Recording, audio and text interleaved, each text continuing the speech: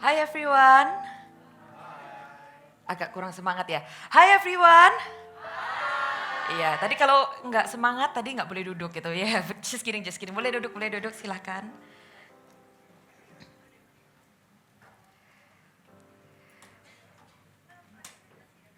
Selama beberapa minggu ini teman-teman udah belajar ya tentang yang namanya kenapa sih Tuhan Yesus harus bangkit gitu. Apa yang terjadi kalau Tuhan Yesus nggak bangkit. Nah, kalau kita lihat ini sedikit refresh supaya sama-sama ingat gitu. Di 1 Korintus 15 ayat 14 dikatakan bahwa tetapi andai kata Kristus tidak dibangkitkan, maka sia-sialah pemberitaan kami dan sia-sialah juga kepercayaan kamu. Itu ditulis di Alkitab. Jadi bukan kita yang ngarang, bukan kita asal buat sendiri, enggak. Tertulis di Alkitab. Di ayat 17 dan 18 juga dikatakan, dan jika Kristus tidak dibangkitkan, maka sia-sialah kepercayaan kamu dan kamu masih hidup dalam dosamu. Demikianlah binasa juga orang-orang yang mati dalam Kristus. Jadi kita selama beberapa minggu ini kita belajar gitu. Tuhan Yesus kalau nggak bangkit, kita nih sia-sia loh, sia-sia percaya sama Tuhan. Karena sebenarnya Allah yang kita sembah jadinya ya Allah yang mati, kita cuma nyembah patung. Which is orang lain yang gak kenal Yesus juga nyembah patung gitu. Jadi kita sia-sia. Nah terus apa yang membedakan sih? Karena Kristus bangkit itu kita tahu bahwa dia beneran Allah yang hidup. Beneran dia conquer the death, dia mengalahkan maut. Nah kalau kita udah tahu nih, oke Ci, aku udah tahu bahwa aku punya jaminan kehidupan. Bahwa kepercayaanku gak sia-sia. Bahwa Tuhan memberikan jaminan keselamatan itu benar adanya. Terus, what's next? The way you see your life shapes your life. Bagaimana cara teman-teman memandang kehidupan teman-teman, itu akan menentukan, akan membentuk kehidupan kita. Makanya hari ini, aku mengajak teman-teman untuk sama-sama ngerti, kalau Tuhan Yesus udah mati buat kita, udah bangkit, terus kita disuruh ngapain lagi? Kan sebenarnya PR-nya kan udah selesai kan? Kan semuanya udah dikerjain sama Tuhan Yesus.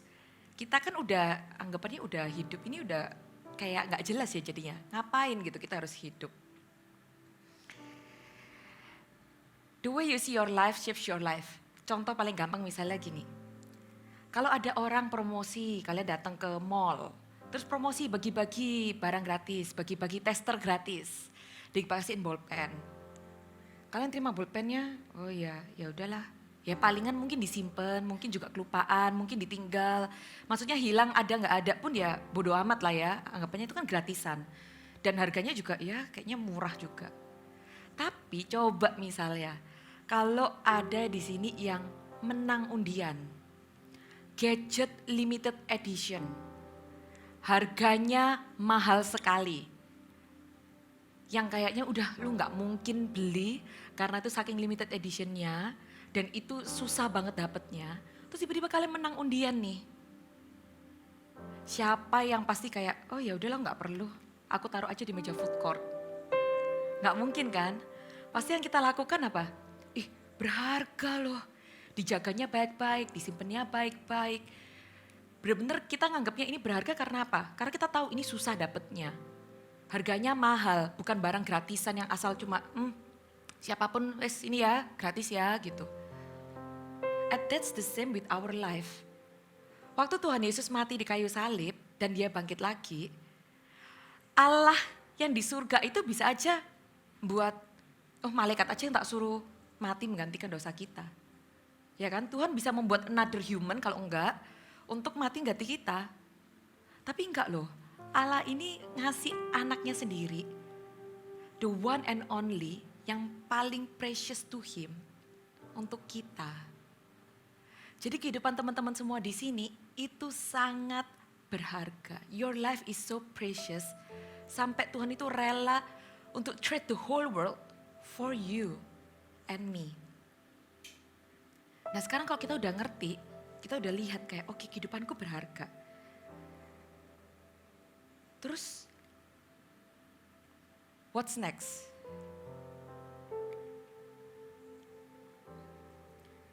Apa yang harus kita lakukan? Di Filipi 2 ayat 12-18 dikatakan, "Hai saudara-saudaraku yang kekasih, kamu senantiasa taat. Karena itu tetaplah kerjakan keselamatanmu dengan takut dan gentar. Bukan saja seperti waktu aku masih hadir, tetapi terlebih pula sekarang waktu aku tidak hadir. Karena Allah lah yang mengerjakan di dalam kamu, baik kemauan maupun pekerjaan menurut kerelaannya. Lakukanlah segala sesuatu dengan tidak bersungut-sungut dan berbantah-bantahan, supaya kamu tiada beraib dan tiada bernoda, sebagai anak-anak Allah yang tidak bercelah di tengah angkatan yang bengkok hatinya yang sesat ini, sehingga kamu bercahaya di antara mereka, seperti bintang-bintang di dunia. Sambil berpegang pada firman kehidupan, agar aku dapat bermegah pada hari Kristus, bahwa aku tidak percuma berlomba dan tidak percuma bersusah-susah. Tetapi sekalipun darahku dicurahkan pada korban dan ibadah imanmu, aku bersukacita dan aku bersukacita dengan kamu sekalian. Dan kamu juga harus bersukacita demikian dan bersukacitalah dengan aku." Kenapa aku ambil ayat ini? Kalau teman-teman lihat di Filipi 2 ayat 12 tadi dikatakan bahwa, "Hai saudara-saudaraku yang kekasih, kamu senantiasa taat karena itu tetaplah kerjakan keselamatanmu." Loh Ci, tadi katanya keselamatannya kita udah dijamin. Lah sekarang kok kita harus mengerjakan gitu. Seakan-akan we need to chase the salvation.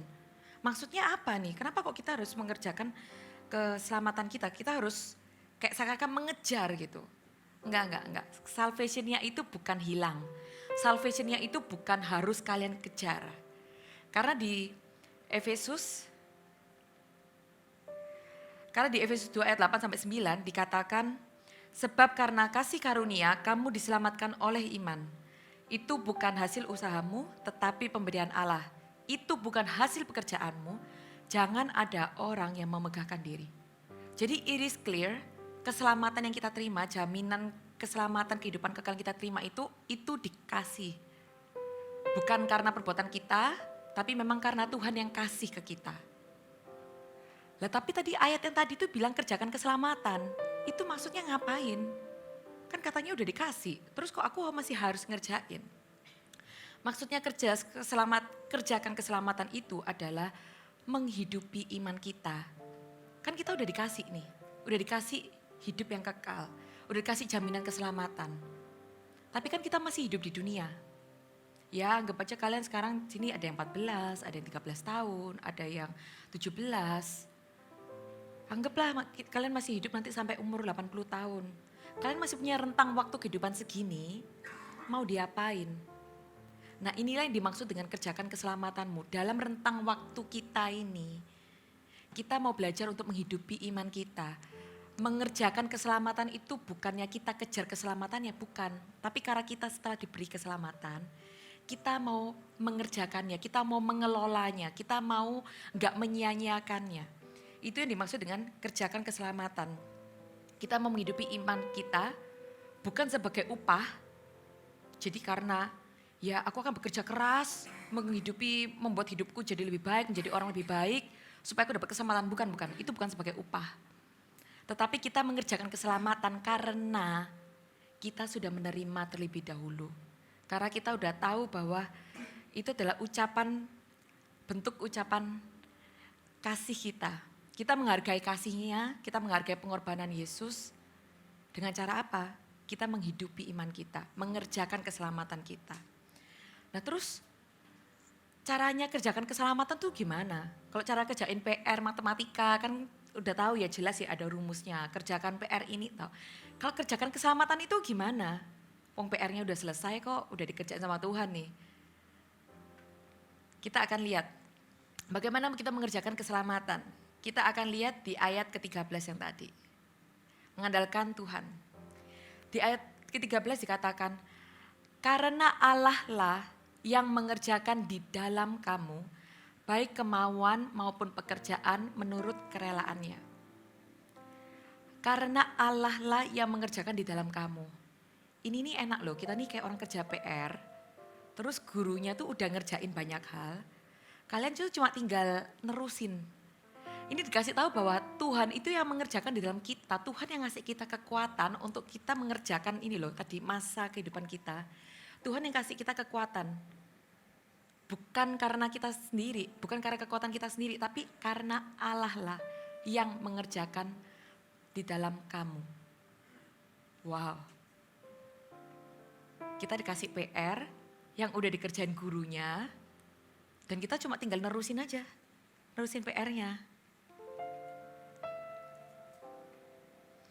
Dan karena Allah yang mengerjakan itu di dalam kita, mau gak mau ya kita harus bersandarnya kepada ya Tuhan, karena dia source-nya kan. Nah tapi di ayat 16 ini dikatakan juga, sambil berpegang pada firman kehidupan, agar aku dapat bermegah pada hari Kristus bahwa aku tidak percuma berlomba dan tidak percuma bersusah-susah. Jadi waktu kita mau belajar mengandalkan Tuhan, kita mau belajar rely on God, cara paling gampang yang harus kita lakukan mau nggak mau ya harus punya relationship sama Tuhan. Harus berpegang sama firman Tuhan. You like it or not, nggak ada namanya relationship itu yang instan. Nggak mungkin kan kalian suka sama orang, terus orang itu akan suka balik sama kita tanpa effort. Pokoknya lihat-lihatan aja kayak dihipnotis tiba-tiba suka gitu. Kan it doesn't work that way. Harus ada effort yang harus kita lakukan. Jadi mau gak mau we need to build our relationship with God. Dengan baca firman, dengan berdoa, punya komunitas, kita diingatkan dari orang-orang sekitar kita. Jadi kita melakukan itu tuh bukan karena harus checklist, kalau aku gak doa aku dosa, kalau aku gak ke gereja aku dosa, bukan karena itu. Tapi karena kita memang desire, kita kepingin punya relationship sama Tuhan. Nah tapi juga ada pertanyaannya ini. Seringkali kan kita tahu nih ya, oh iya aku mau build relationship sama Tuhan. Nah tapi seringkali begitu kita dikasih tahu kayak okay, can you pray for that person? Boleh gak kamu tanyain kabarnya orang itu? Boleh gak kamu memaafkan orang itu? Bisa gak kamu menolong adikmu yang nyebelin? Jawaban kita, gak usah lah Tuhan. Kita seringkali milih untuk gak taat. Seringkali kita diingetin sesuatu tapi kita merasa kayak, orang itu loh Tuhan gak layak Tuhan, ya ampun orang itu loh udah nyakitin aku, udah nyebelin, udah backstep, udah segala macam. Kita kayak gak mau taat, susah banget untuk taat. Build relationship with God, it's good. Tapi kalau cuma jadi knowledge, kalau gak pernah dilakukan, kalau kita gak taat, ya juga percuma. Seringkali kita bilangnya mengandalkan Tuhan gitu. Mau mengandalkan Tuhan, tapi waktu disuruh apa, kita mengandalkan kekuatan sendiri. Gak percaya dengan timingnya Tuhan, gak percaya dengan caranya Tuhan. Ini adalah cerita nyata. Jadi I grew up in a big family karena aku nih 6 bersaudara. Ya, jadi aku 6 bersaudara, aku adalah anak keempat. Jadi aku punya koko, cece, adik, meme gitu ya. Nah terus di antara seluruh keluargaku ini yang benar-benar Kristen, yang bukan Kristen KTP, yang benar-benar pergi ke gereja itu cuma aku sama ciciku. Jadi yang lainnya tuh masih Kristen KTP semua. Papa mama dulu sempat rajin ke gereja, terus habis itu kepahitan dengan gereja, and then they choose untuk gak ke gereja lagi. Terus of course as a Christian yang mengenal Tuhan, aku merasa kayak Tuhan aku rindu banget untuk melihat keluarga aku tuh diselamatkan gitu. Nah kebetulan ciciku karena dia udah married, jadi kan dia udah pisah rumah. Nah jadi kan di rumah ini cuma aku doang nih, anggapannya yang Kristen, yang ke gereja gitu, yang kenal Tuhan. Jadi aku tuh merasa kayak, aku tahu ada ayat itu. Jika satu orang diselamatkan maka seluruh keluarga akan diselamatkan, seluruh rumah akan diselamatkan. Jadi aku merasa bahwa karena aku yang diselamatkan di rumah ini, jadi aku akan membawa dampak untuk keluarga ini. Jadi aku tiba-tiba mengasumsikan sendiri, membuat jalur ceritaku sendiri.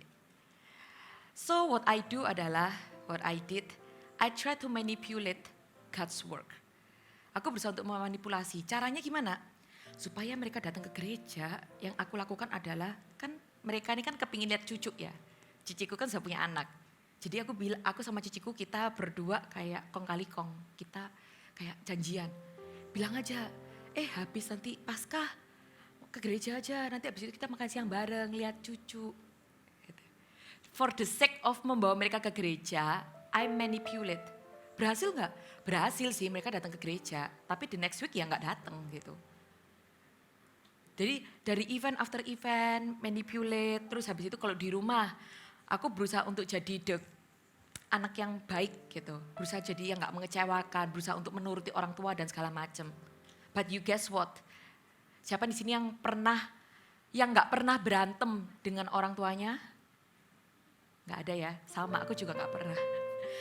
Aku pun pasti pernah lah berantem dengan orang tua, pasti pernah berdebat, pasti ada hal-hal yang aku nggak suka gitu. Akhirnya ya of course I fail untuk menjadi anak yang 100% perfect. Terus setiap kali I fail, aku nggak cuma sedih karena aku gagal menjadi anak yang baik, maksudnya gagal karena berantem. Tapi aku juga lebih double sedihnya karena aku terkondem, merasa bahwa tuh kan keluarga lu nggak bisa kenal Tuhan karena lu kurang baik sih. Karena lu kurang sabar sih, karena lu kurang ini sih, keluarga lu jadi gak kenal sama Tuhan. Jadi aku tuh akhirnya merasa double dan semakin terbeban berat. Dan cerita perjalanan tentang keluargaku ini bukan cuma kayak setahun 2 tahun. I've been praying for my family itu mungkin by now udah almost 18 years, almost 18 tahun berdoa kan untuk mereka. Mulai dari yang rajin berdoa, sampai kadang berdoa, kadang enggak, kadang doa, kadang enggak. Sampai udah lupa berdoa, sampai rajin lagi, pokoknya siklusnya sampai muter aja. Karena I don't see any result. And then I try to manipulate. Bukan mengandalkan Tuhan, tapi aku mengandalkan kekuatanku sendiri. Sampai akhirnya one day, ada satu teman baikku, dia tuh cuma bilang kayak, why do you think kalau keluarga lu harus diselamatkan melalui kehidupan lu? Kenapa lu berpikir bahwa Tuhan itu harus pakai kehidupan lu untuk menyelamatkan keluarga lu? Waktu dia ngomong gitu jujur, aku merasa tersinggung. Karena aku merasa loh, ya of course lah di rumah satu-satunya yang Kristen aku, yang ke gereja aku bahkan kerja di gereja, kayak who else gitu. Tapi Holy Spirit speak to me at that time, kayak iya ya. Kenapa aku seakan-akan harus memaksa Tuhan untuk pakai hidupku, untuk menyelamatkan mereka. Seakan-akan aku punya narasi sendiri dan Tuhan aku suruh fit with my own narrative gitu. Dan singkat cerita, akhirnya aku berusaha untuk kayak, ya bener. So and then I let go. Ya aku tetap berusaha menjadi anak yang baik, tapi bukan untuk menyelamatkan mereka. Tapi because ya aku berusaha untuk membuat karakterku lebih baik karena aku kenal Tuhan. Jadi aku tidak berusaha untuk people pleasing them. One day adikku, persis yang di bawahku, ada satu adik cewek gitu. One day adikku tuh cerita. Jadi setelah sebulan kejadian, adikku tuh cerita. Dia tuh katanya lagi beres-beres barang. Terus tiba-tiba dia tuh ada kayak denger atau kayak tiba-tiba kayak terbesit di pikirannya. Cuma ada yang ngomong gini, lu gak mau nyoba saat teduh kah? Terus by the way adikku ini kan karena dia nggak beneran Kristen kan, jadi dia tuh nggak tahu saat teduh itu apa. So what she did adalah dia Google saat teduh, saking dia nggak taunya itu apa, saat teduh itu apa. Dan akhirnya dari sana, my sister tuh start to going to church, dan nggak cuma dia yang pergi ke gereja. My mom, my parents, and my other sibling itu pergi ke gereja because of her. Siapa yang menyangka orang yang baru kenal Yesus yang bahkan gak tahu saat teduh itu apa. Yang saat teduh aja dia Google, saat teduh adalah. Ternyata dia membawa the whole family mengenal Yesus. Dan waktu aku mendengarkan itu dan aku melihat itu, aku sampai kayak, wow, iya. Kalau kita mengandalkan kekuatan kita sendiri, itu capek. Dan belum tentu ada hasil. Mengandalkan kekuatan sendiri ini bukan berarti kayak, oh berarti aku gak boleh berdoa ya, bukan. Keep do what you should do. Tapi jangan kita sampai berusaha kita yang jadi Tuhannya. Jangan di sini kan aku sudah berusaha untuk manipulasi. Oh ya udahlah ya, karena kayaknya Tuhan kok lama nih. Aku berusaha untuk membuat mereka ke gereja ya dengan cara-cara gitulah. Kalau dulu zamannya Good Friday atau Easter atau Natal, kalau misalnya kebetulan aku main jadi drama, aku alasan sama mereka kayak, mau lihat aku main drama enggak? Datang ke gereja yuk. For the sake mereka just to come. And yet nothing happened. Sampai akhirnya aku belajar untuk mengandalkan Tuhan, and God do His own way to save my family. So mengandalkan Tuhan itu gampang nggak? Nggak gampang. Taat itu gampang nggak? Yo nggak gampang. Kalau gampang itu kita nggak perlu diajari berkali-kali tentang taat gitu ya. Tapi kalau kita nggak mengandalkan Tuhan, mengandalkan kekuatan sendiri, mau sampai kapan, mau sekuat apa kita untuk make it happen? Nggak akan bisa. And that's leading me to the second point. Menjaga keselamatan itu harus taat dan setia kepada Tuhan. Di ayat 14-15-nya ini aku ngambil versi Amplified. Dikatakan, do all things without grumbling and fault finding and complaining against God. And questioning and doubting among yourself. That you may show yourself to be blameless and guiltless, innocent and uncontaminated, children of God without blemish, faultless, unrebukable in the midst of a crooked and wicked generation, spiritually perverted and perverse, among whom you are seen as bright lights, stars or beacons shining out clearly in the dark world. Kata-katanya itu apa? Complaining against God. Jangan sampai waktu kita melakukan banyak hal, jangan sampai kita tuh complaining against God, doubting among yourself. Kita mulai ragu-ragu di antara kita sendiri. Karena begitu kita mulai ragu-ragu dan kita mulai komplain, itu kan sebenarnya kita tuh apa sih? Kita kan gak percaya kan? Kita gak taat kan? Kalau kita percaya sama Tuhan, kita gak mungkin komplain, kita gak mungkin bertanya. Justru karena kita gak percaya, justru karena kita ragu-ragu, kita akhirnya choose untuk kayak, let me have my own way, because I'm smarter than God. And that's what I did. Dan aku belajar itu dengan keras. So, taat dan setia. It's not easy. Kita sebagai manusia kita kepinginnya tahu semua hal. Yes, of course, but you know, God doesn't owe us an explanation. Tuhan itu gak berhutang penjelasan ke kita loh. Kalau kita taat, tapi kita perlu dijelasin dulu sama Tuhan sampai ke depan, gak perlu orang Kristen. Orang non-Kristen pun yang gak kenal Tuhan pun akan gampang kok ikut Tuhan. Yang susah itu kan adalah waktu kita gak melihat, tapi kita harus percaya dengan pribadinya Tuhan, percaya dengan rencananya Tuhan, percaya dengan kebaikannya, percaya dengan karakter Tuhan.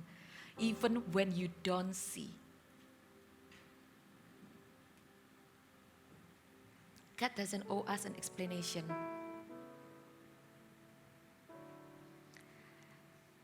So, you know, sekarang tadi teman-teman tahu ya bahwa hidup kita itu berharga. Kita perlu mengerjakan keselamatan kita ini loh. Supaya apa?